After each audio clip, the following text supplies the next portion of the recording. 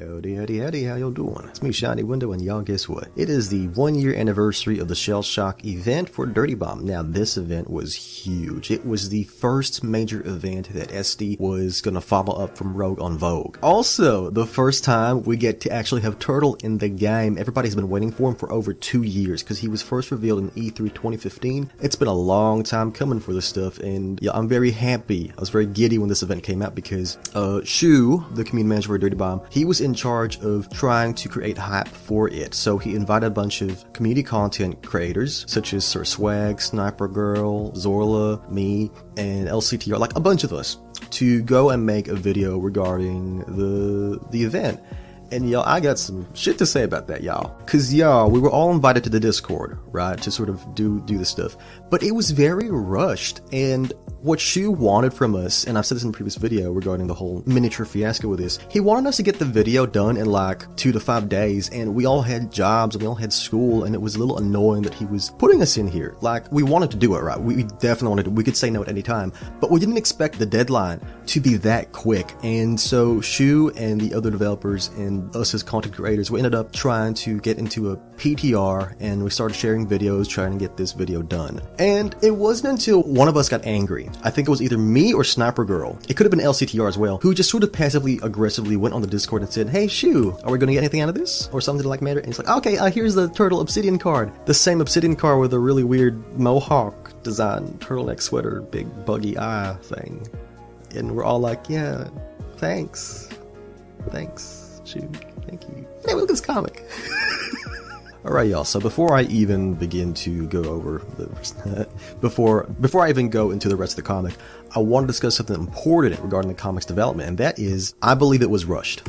Because y'all, I'll give you a few reasons why. Number one, this comic was split into 3 parts.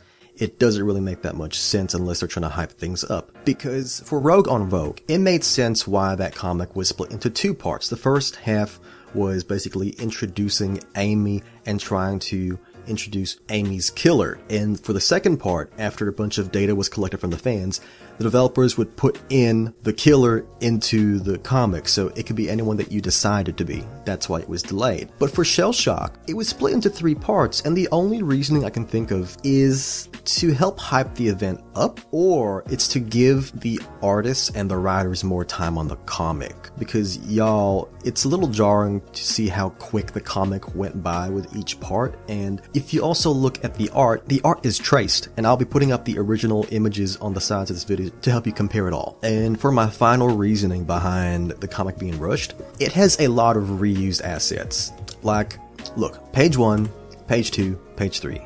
The same image, but just given a TV filter and blue colors. Page 4, page 5, page 6, page 7, page 8, page 9. Look at this. 1, 2, 3, 4, 5, 6. 6 pages. 6 entire pages using just panels. Like y'all, I think it should be obvious that this comic was rushed. But y'all may be wondering, Shiny Window, didn't Rogue on Vogue do the same thing, where they reused panels and pages for the comic? You're right, but Rogue on Vogue didn't do it to this extreme, because this is going to keep happening in this comic, where the pages are just panel, panel, panel, panel.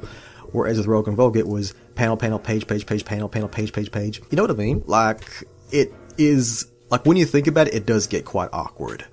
Alright, so I don't want to keep dragging this development thing going on, y'all, so let's keep going on with the narrative. And let me just say, just knowing that the art is traced kind of impedes my satisfaction for the product, because y'all, Rogue on Vogue was beautiful. It set a standard, and then this. Like, I'm sure the artists worked hard on this, but still knowing that it's all been traced off of images, especially stuff that still belong to Nexon, is like, look at that. I know exactly which images these came from. I'm gonna show y'all right on the sides. Alright, so back to the actual narrative. Let's go back. I don't want to keep this on a negative note. Alright, they see this thing, they see this box, they want to like take it apart, see what's in it, because, you know, money, money, money. I've been talking about this for a while with Turtle, and I'm wondering, SD, why didn't she just make his arm a melee weapon? Because look what he's doing right now. He just takes it all. What the hell, man? And then he started on the floor, like, oh, like, look, he's so calm, like, yeah, eyes can be replaced. Trust me, I'm just gonna rip this off. Rip, and then he falls down. Why? Why do that? That's cool. That's a cool scene. I like it. Page 15, there's already a to be continued thing going on. Anyway, let's move on. Oh, this was a treat. One thing I do want to talk about with this comic is there was an opportunity to sort of show the mercenaries wearing different clothing, because y'all, back in Rogue on Vogue, we were able to see Amy in a different outfit, you know, in something a bit more casual. And for the mercenaries, based off this comic, it's implied that they do stay underground in London subways, which they have refurbished into their own little miniature bases when they're not at Mercserve. Nader looks like not as buff as she used to.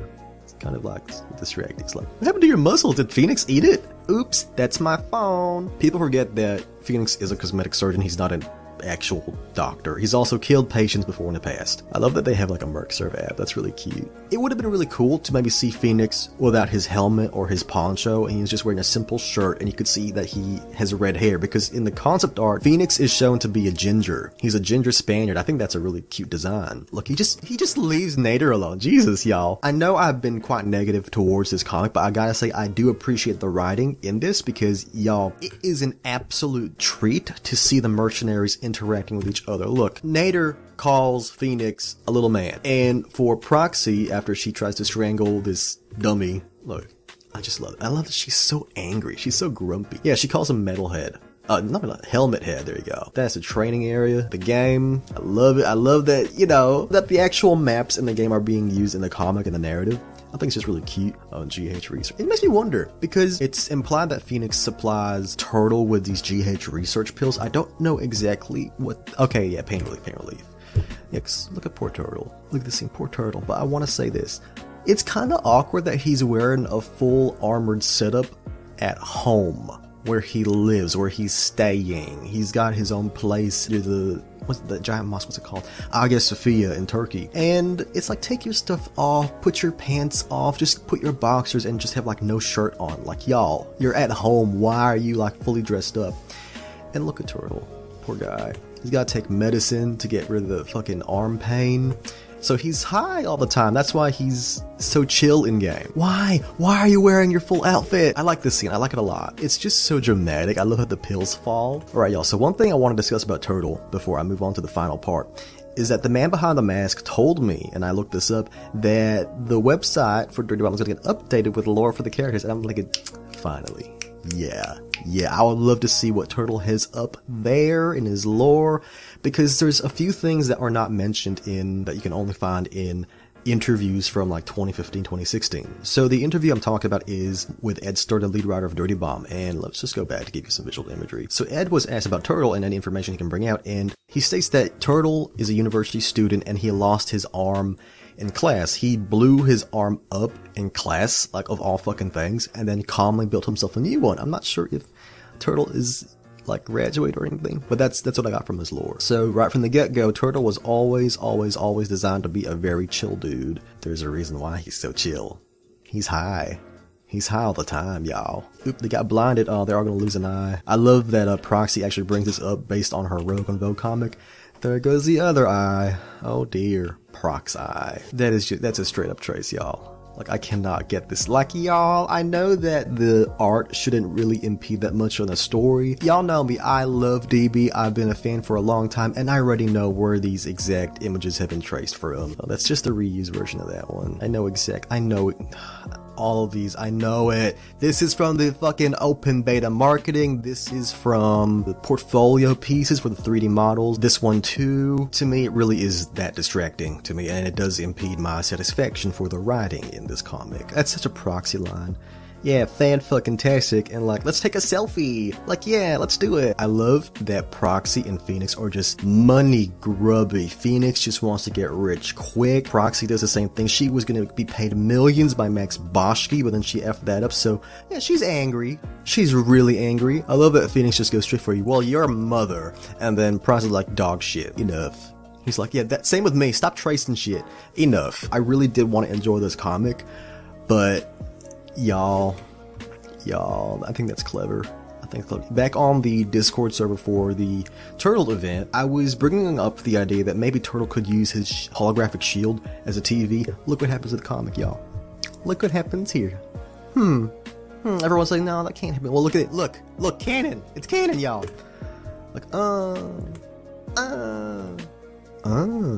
like that there's like a rivalry between like Phoenix and Proxy. Like, no, I want one. No, I want one. No, I want one. No, I want money. And then Turtle's like, I want a drink. I think it's really cute. And then here's the infamous ma'am. Ma'am. That is the second time that the Jackal Commander, and that is the Jackal Commander because he's the only person who says ma'am in DB's universe. So it's like, ooh, what's going on? That was short. I think it's probably because it all took place in like one room. Like 80% of it took place like here. And then the only time it didn't take place there was in Turtle's apartment and in the underground training area, which is based on the second tutorial for Dirty Bomb, which is no longer in the game, y'all. Dang. You see what I mean when like it reuses a lot of assets? So this is page 1, page 2. Like that's at page 2, y'all. Just that little buzz thing going on. Page 3, page 4, page 5, page 6. 6 entire pages based solely off of panels. Page 1, page 2, page 3, page 4, page 5, page 6, page 7, page 8. Alright, so do I like this comic? Yes, I love the writing. I like the narrative. I like the interactions the characters have with each other because you never get to hear or see the characters interacting in Dirty Bomb itself. Because it's probably going to be expensive to bring the voice actors back, especially since, you know, DB isn't that popular of a game to warrant to have Overwatch levels of interactions with the different cast members. But it would still be nice. Maybe the Jackal and the CDA commander can at least interact with the mercenaries, because I do know that it's what SD can afford, I think. I'm not trying to be shady there. But yeah, this comic was good. Like, it was, despite my quarrels with the art, the overall writing and the narrative was quite decent, y'all. The only time you see the phones in Dirty Bomb is when the engineers are trying to hack something using an app, which I think is adorable. I also love that Phoenix is basically Turtle's sugar daddy, because Phoenix supplies Turtle with all his medicine, probably gives him all the money to help start up his little business in making robotic limbs and stuff. And it also makes you wonder in Dirty Bomb's world building. DB takes place in the year 2021, and the technology presented in this universe is 20 years ahead of its usual time, right? You know, you have robotic arms, robotic eyes, robotic limbs, you have all these sorts of rocket-guided weapons with 3D printed ammo. You have holographic stuff right here. You have nanomachines. It's a fact that when it comes to conflicts and wars and anything that escalates in violence, that technology tends to increase. It tends to evolve. And makes you wonder how long these Dirty Bomb attacks and the whole Jackal and CDA fiasco have been going on in Dirty Bomb's universe. It could have been going on for years and years and years and years, and that's why the characters are just so much more technologically advanced than our own real world. Y'all. Who is this? If it's Mia, like, that would be a huge surprise for me, because that means that SD has been planning Mia for a very long time, but it also implies that Mia is above the CDA and above Jackal. Jackal does his own thing. You know, he's very cocky, he's very overconfident, and if he has to bow down and say ma'am and be respectful and have a polite tone, it makes you wonder, how much power does this mysterious ma'am have, that she has security cameras everywhere, that she's looking at Turtle, at Proxy, and Phoenix, that somebody like the Jackal Commander can just be put down, can just be collared. Look how high-tech that thing is. How did it get through this room? Because, y'all, there was a doorway somewhere in this comic. Where is it? I could be going crazy, y'all. It's like, how did that get in there? Am I going crazy? See, look at that. Like, that does not look like it can fit through that door, y'all. So, yeah, that was the Shell Shock comic. It's pretty decent. It's pretty cool. It's pretty nice. And I'm hoping for some more lore from DB. Hope you all have a great day. Mwah.